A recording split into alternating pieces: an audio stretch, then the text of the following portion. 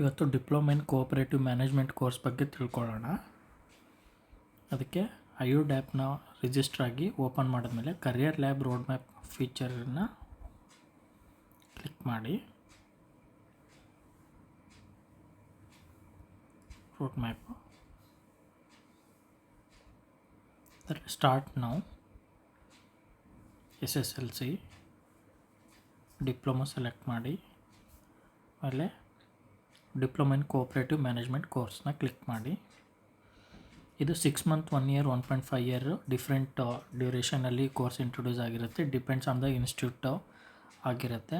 More ಡೀಟೇಲ್ಸಿಗೆ ಹೋದರೆ introduction to the diploma in cooperative management course, ಇದ್ರ ಬಗ್ಗೆ ಡೀಟೇಲ್ಸ್ ಸಿಗುತ್ತೆ. ಮೈಂಡ್ಸೆಟ್ ಏನಿರಬೇಕು ಈ ಕೋರ್ಸ್ ಪರ್ಸ್ಯೂ ಮಾಡಬೇಕು ಅಂತಂದರೆ ಅದರ ಡೀಟೇಲ್ಸ್ ಸಿಗುತ್ತೆ. Collaborative and ethical thinking, leadership and problem solving abilities, community oriented approach, business and financial acumen, adaptability. ಈ ಮೈಂಡ್ಸೆಟ್ ಇತ್ತು ಅಂದರೆ ಈ ಕೋರ್ಸ್ನ ಪರ್ಸ್ಯೂ ಮಾಡ್ಬೋದು.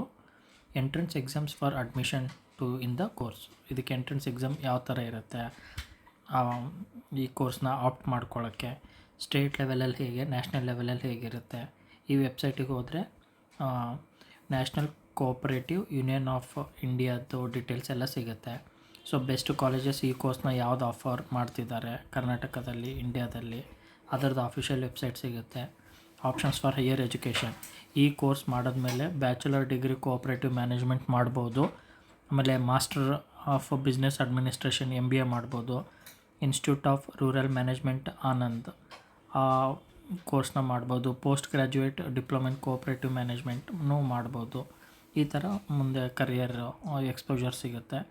Career prospects in entrepreneurship and business, entrepreneurship business ಮಾಡಬೇಕು ಅಂತಂದರೆ ಮಿನಿಸ್ಟ್ರ್ ಆಫ್ ಕೋಆಪ್ರೇಷನಲ್ಲಿ ಏನೇನು ಫೆಸಿಲಿಟೀಸ್ ಇದೆ ಅದರದ್ದು official website. Advisor and consultancy ಸರ್ವಿಸಿದ್ದು NCUIದು details. Social ಎಂಟರ್ಪ್ರೈಸಲ್ಲಿ ಏನು ಮಾಡಬೇಕು ಆ ಡೀಟೇಲ್ಸ್ ಎಲ್ಲ ಸಿಗುತ್ತೆ. ಜಾಬ್ ಅಪಾರ್ಚುನಿಟೀಸು ಗೌರ್ಮೆಂಟ್ ಆ್ಯಂಡ್ ಪ್ರೈವೇಟ್ ಸೆಕ್ಟ್ರಲ್ಲಿ ಯಾವ ಥರ ಸಿಗುತ್ತೆ, ಇಂಟರ್ನ್ಯಾಷನಲಲ್ಲಿ ಯಾವ ಥರ ಜಾಬ್ ಅಪಾರ್ಚುನಿಟಿ ಸಿಗುತ್ತೆ ಅದರದ್ದು ಡೀಟೇಲ್ಸು ಆಫಿಷಿಯಲ್ ವೆಬ್ಸೈಟು. ಇದು ಎಲ್ಲ ಡೀಟೇಲ್ಸ್ ಇಲ್ಲಿ ಸಿಗುತ್ತೆ. ಈ ಇನ್ಫಾರ್ಮೇಷನ್ನ ಈ ಆ್ಯಪಲ್ಲಿ ಕನ್ನಡದಲ್ಲೂ ಹಿಂದಿಯಲ್ಲೂ ನೀವು ಮಾಡಿಕೊಂಡು ನೋಡ್ಕೋಬೋದು. Thank you.